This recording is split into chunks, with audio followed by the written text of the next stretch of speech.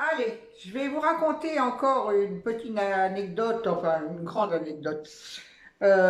Et ensuite, la prochaine fois, je vous parlerai des auberges de jeunesse, parce que c'est quand même, il faut en parler.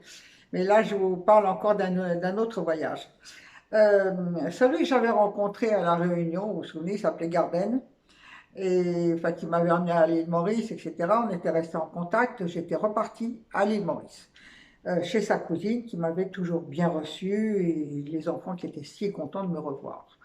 Garden m'a amené ensuite chez ses cousins à l'île Rodrigue, qui est une autre île, l'autre côté de l'île Maurice, où on a été très très très bien reçus par Simone, qui était une femme merveilleuse, c'est Simone et André. Il y avait aussi leur fille qui était très très jolie, elle avait 16 ans, elle était mignonne comme tout. Et là, on est resté 2, 3 jours. Ils se sont mis en cadre pour nous faire aller nous chercher des poissons. On a chanté, dansé. Enfin, c'était super bien. Et on est parti. On devait aller à Madagascar. Donc, on est parti à Madagascar en avion. Il avait été décidé de faire. Enfin, Madagascar, c'est quand même 1 fois et demie la France, hein, c'est très très grand. Donc, on ne peut pas tout faire d'un coup. Alors, on est arrivé à Tuléar, qui est la capitale, et en fait, on a fait, on va dire, comme si on disait de Lyon à Bordeaux. Voilà, on a fait tout ce morceau-là de Madagascar. Et donc, Tananarive, on est resté pas très longtemps. Il n'y a pas tellement de choses à voir. C'est très très pauvre, ça on le sait. Et ensuite, on a pris des taxis pour voyager. Alors là, c'est des taxis collectifs. Euh, le taximan, il veut tellement mettre de gens dedans que presque il va te pousser avec le pied pour rentrer. Si tu peux, avec les lapins, les poulets, enfin, tout ce qui peut rentrer, quoi. Si tu veux être un peu moins serré, bah, tu achètes 2 ou 3 places de plus. Comme ça, bah, tu es un peu moins serré. Donc, c'est ce que je faisais, hein, c'est ce qu'on faisait, hein, parce que c'est pas possible, hein. En plus, ça pue. Mais bon, comme ça. Donc, on a fait des voyages comme ça. Et puis, on est arrivé à Tuléar. Oh non, on est arrivé vers le centre, on va dire. Et là, on s'est arrêté, il y avait du monde, et on est venu nous chercher. Et puis, on nous a dit, venez, venez. Bon, on nous a fait comprendre, hein, parce qu'on ne parle pas le malgache non plus, hein. Et là, on nous a amené à une cérémonie extraordinaire. Et si vous voulez la regarder, je pense qu'elle doit y être sur YouTube parce que c'est exceptionnel. Là, c'est la cérémonie qu'ils font tous les ans pour leurs morts. Alors, leurs morts, ils sont pas enterrés, ils sont rangés, on va dire, comme dans une espèce de cabane. Et là, il y a toute une foule qui est là.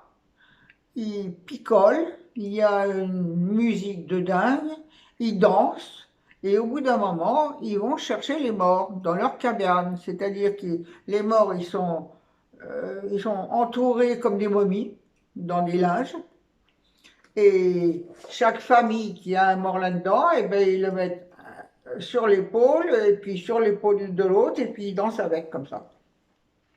Ça dure des heures. Et donc, nous, ils nous ont fait assister à ça parce que ça leur faisait plaisir qu'on soit là. Et puis, moi, j'étais très curieuse, comme je suis toujours très curieuse de voir ce qui se passe. Et ben voilà, on a assisté avec ça avec eux. Donc, en fait, les morts, ils les posent par terre, ils leur enlèvent quelques linges, ils remettent quelques linges blancs, propres, et ils redansent encore avec eux pendant je ne sais pas combien de temps sur l'épaule, et puis ils vont les ranger dans la cabane. Et ça dure tout l'après-midi. Et au bout d'un moment, j'en ai eu marre, et on est parti. Mais enfin, bon, c'est quand même très spécial, hein. Ensuite, on est arrivé à Tuléar, bon, on a continué. Et une autre anecdote, c'est que on a pris une pirogue, on voulait aller faire une balade sur la mer. Donc, il y avait plein de mecs qui louaient leur pirogue, mais comme ils sont tous plus pauvres les uns que les autres, on ne sait même pas lequel prendre.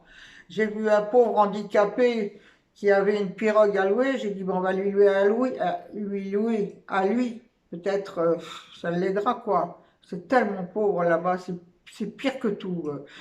L'Inde est très pauvre, j'ai détesté l'Inde, mais alors Madagascar, j'ai pas détesté, mais c'est une pauvreté épouvantable. Bref, on a pris donc cette pirogue.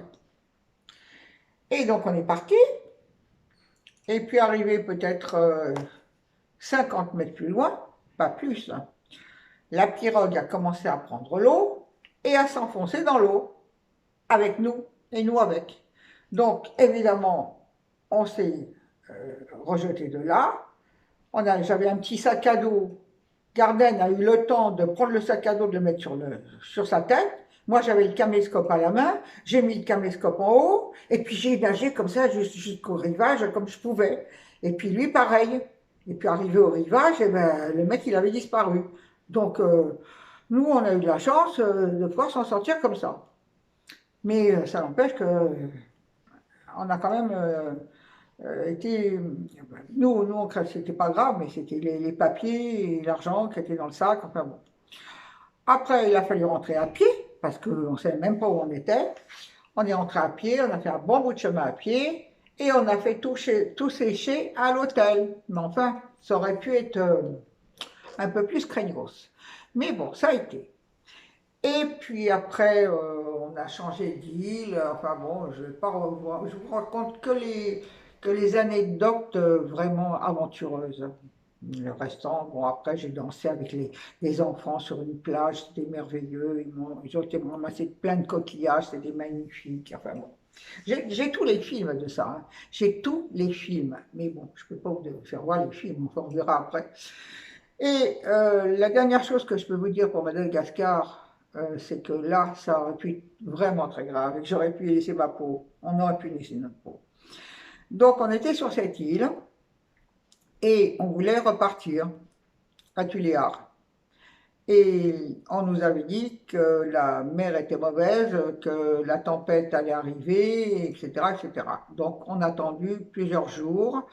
Et puis finalement, moi je trouvais pas qu'il y avait tellement de tempêtes, mais bon, le mec à qui on avait demandé le bateau, parce que là c'était une grosse pirogue hein, quand même, hein, pour aller en mer. Et là il est venu nous trouver en nous disant qu'on pourrait partir demain, que la tempête s'était éloignée. D'accord. Bon, on part. Et on était quand même, je dirais pas en pleine mer, mais presque, hein, si, on était quand même en pleine mer parce que le rivage était très très très loin.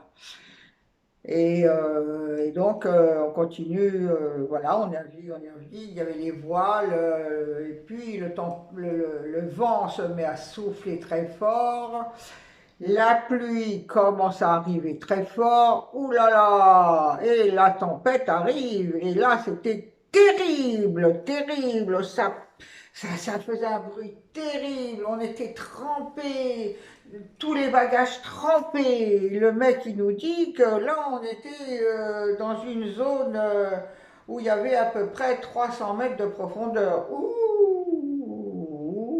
et le rivage était très très loin. Ouh, je crois que j'ai eu jamais si peur de ma vie. Là, j'ai vraiment eu très très peur. Donc, finalement, on n'a pas eu le choix que de continuer, hein. Il n'y a pas le choix. Donc, on a continué en priant tous les dieux de l'univers. Et puis, finalement, quelques heures après, je dis bien quelques heures après, on est arrivé à Tuléar. Mais on a passé toutes ces heures dans la tempête. C'était terrible, terrible, terrible. J'ai jamais eu si peur. Et en arrivant, comme la mer, elle était descendue, on ne pouvait pas aller jusqu'au port, ce qui fait que le bateau s'est arrêté au moins à 200 mètres, ouais, au moins à 200 mètres du bord. On était dans la boue jusqu'aux genoux. Il y a une charrette traînée par des ébus qui est arrivée pour prendre nos bagages qui étaient dans un état épouvantable. Et la charrette a ramené nos bagages. Et nous, eh ben, on est rentrés à pied en pataugeant dans la gadoue. Et arrivé au bord, et ben, on a fait comme on a pu. On a trouvé une fontaine pour se nettoyer. Après, on est allé à l'hôtel où on était allé avant. Et puis, il a fallu sortir toutes les fringues, tout rincer et tout étendre. Parce que là, on n'avait plus rien de sec. Mais bon, voilà. Là, c'était une grande aventure où j'ai eu très très peur. Voilà, il y en aura d'autres.